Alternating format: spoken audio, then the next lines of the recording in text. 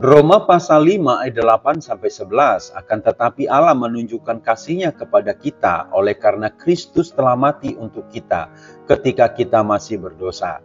Lebih-lebih karena kita sekarang telah dibenarkan oleh darah-Nya, kita pasti akan diselamatkan dari murka Allah. Sebab jikalau kita ketika masih seteru diperdamaikan dengan Allah oleh kematian anak-Nya, lebih-lebih kita yang sekarang telah diperdamaikan pasti akan diselamatkan oleh hidup-Nya. Dan bukan hanya itu saja, kita malah bermegah dalam Allah oleh Yesus Kristus Tuhan kita.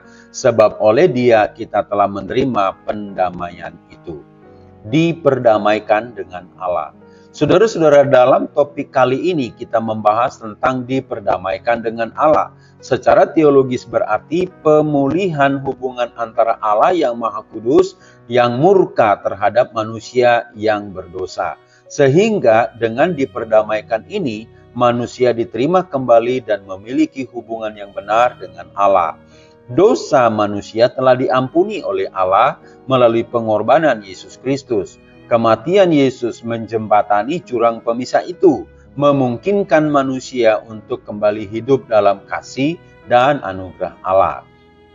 Saudara-saudara, pengorbanan Yesus Kristus di salib menjadi dasar perdamaian antara Allah dan manusia. Yesus Kristus menjadi mediator sehingga memungkinkan manusia untuk memiliki hubungan yang benar dengan Allah.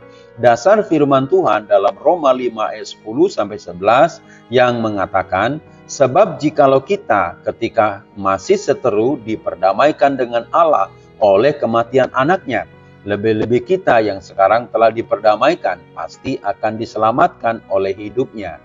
Dan bukan hanya itu saja, kita malah bermegah dalam Allah oleh Yesus Kristus Tuhan kita. Sebab oleh Dia kita telah menerima pendamaian itu. Saudara-saudara, apa yang mendasari dan tujuan Allah memperdamaikan dirinya dengan manusia? Yang mendasari pendamaian kita baca di dalam ayat 8. Akan tetapi Allah menunjukkan kasih-Nya kepada kita oleh karena Kristus telah mati untuk kita ketika kita masih berdosa.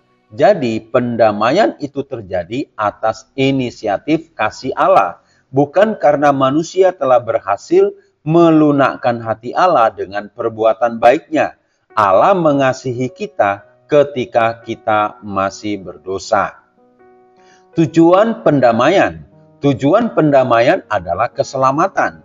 Dalam ayat 10, sebab jikalau kita ketika masih seteru diperdamaikan dengan Allah oleh kematian anak-Nya, lebih-lebih kita yang sekarang telah diperdamaikan pasti akan diselamatkan oleh hidup-Nya. Saudara-saudara, pendamaian bukan hanya soal pengampunan dosa, tetapi juga tentang pemulihan relasi antara manusia dengan Allah yang membawa damai sejahtera dan kepastian keselamatan oleh Yesus Kristus. HOR Ministry.